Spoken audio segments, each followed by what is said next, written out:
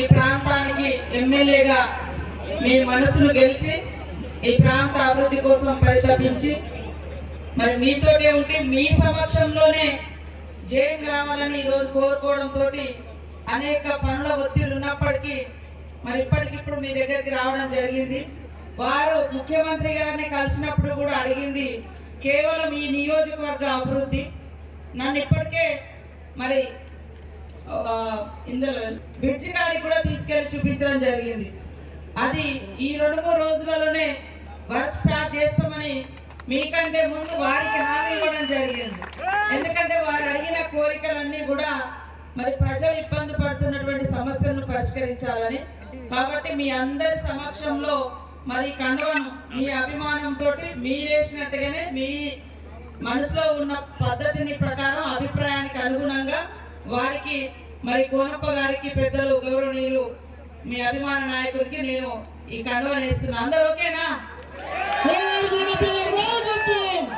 అదే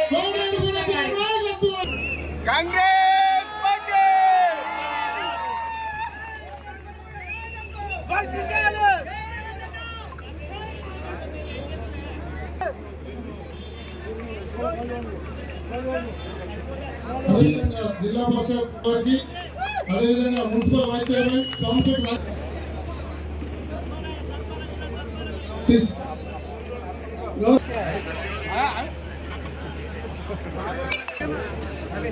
ఎంపీపీ కళావతి చీపురుశెట్టి శంకర్ గారు,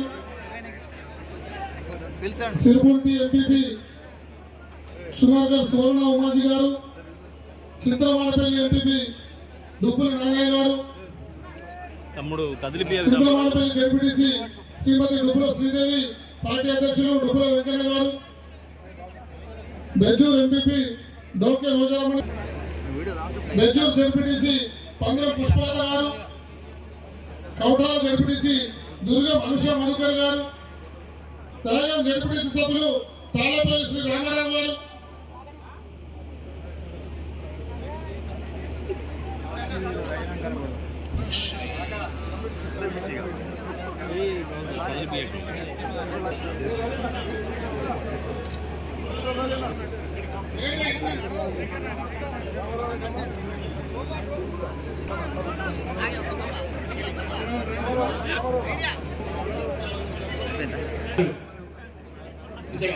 సభ్యులు మరియు కోఆప్షన్ సభ్యులందరూ కూడా త్వరితగతిన పూర్తయ్యేలా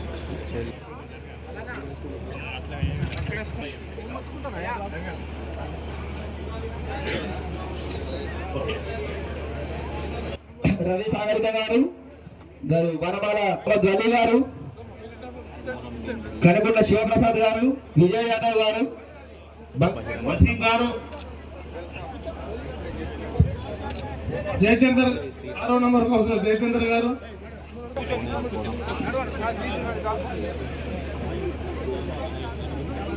వచ్చేసి కండువాలు వేసుకున్న మిత్రులందరూ కూడా వేదికకు కుడివైపు ఉన్నటువంటి గ్యాలరీలో కూర్చోవాలి. ఆప్షన్ నంబర్ సావిత్రిబాయి గారు, వలి గారు, ప్రసాద్ గారు, ప్రసాద్ వలి గారు,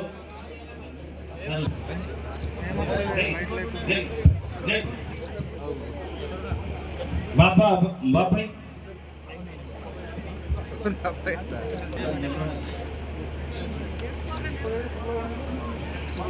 ఆత్మ చైర్మన్ కోమటి రమణయ్య గారు,